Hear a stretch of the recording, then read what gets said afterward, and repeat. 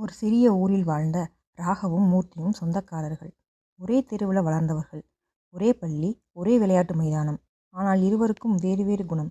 ராகவ் மிகவும் நேர்மையானவன். ஆனால் கோபம் அதிகமாக வரும். யாராவது தவறாக நடந்தால் அவர்களின் முகத்திற்கு நேராக சொல்லிவிடுவான். அதனாலோ என்னவோ யாருக்கும் அவனை பிடிக்காது. இந்த பையன் வயசுக்கு தகுந்த குணமில்லை என்று ஊரார்கள் பேசுவார்கள். பள்ளிக்கூட ஆசிரியரும் கூட, ராகவ், நீ கொஞ்சம் நிதானமாக பேசணும்னு கண்டிப்பார்கள். மறுபக்கம் மூர்த்தி எல்லோரிடமும் இனிமையாக பேசுவான். யார் என்ன கூறினாலும் அமைதியாக கேட்டுக்கொள்வான்.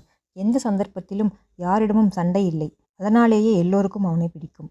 மூர்த்தி மாதிரி வீட்டுக்கு ஒரு பையன் வேண்டும்னு எல்லோரும் பெருமையாக பேசுவார்கள். காலச்சக்கரம் சுழன்றது. இருவரும் பள்ளி கல்வியை முடித்தார்கள். ராகவ் கிராமத்தில் இருந்த ஐடிஐயில் படித்தான். மூர்த்தி வெளியூர் காலேஜில் படித்தான். மூர்த்தி சோஷியல் மீடியா, கல்ச்சுரல்ஸ் என எல்லாவற்றிலும் கலக்கினான். எல்லோரும் மூர்த்தியிடம், சூப்பர்டா, உனக்கு பிரைட் ஃபியூச்சர்னு வாழ்த்தினார்கள். ராகவின் படிப்பிலும் திறமையிலும் எந்த குறையும் இல்லை. ஆனால் அவனின் செய்கைகள் எந்த பாராட்டையும் பெறவில்லை. படிப்பு முடித்து வேலைக்காக சுழன்று இருவரும் ஒரு வழியாக வேலை, தொழில் என பிஸியாகின. போட்டிமிக்க உலகில் ஒவ்வொரு நாளும் போராட்டமாகத்தான் இருந்தது. ஆண்டுகள் 10 மூர்த்தி வீட்டுக்குள் பெரிய பிரச்சனை.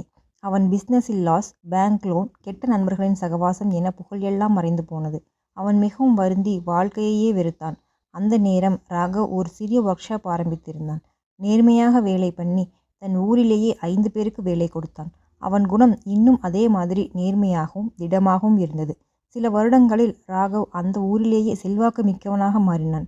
ஆனால் மூர்த்தியோ நகர வாழ்க்கையை உதறி மீண்டும் தன் சொந்த ஊருக்கே திரும்பினான். ஒரு நாள் ராகவும் மூர்த்தியும் எதிர்பாராமல் சந்திக்க நேர்ந்தது.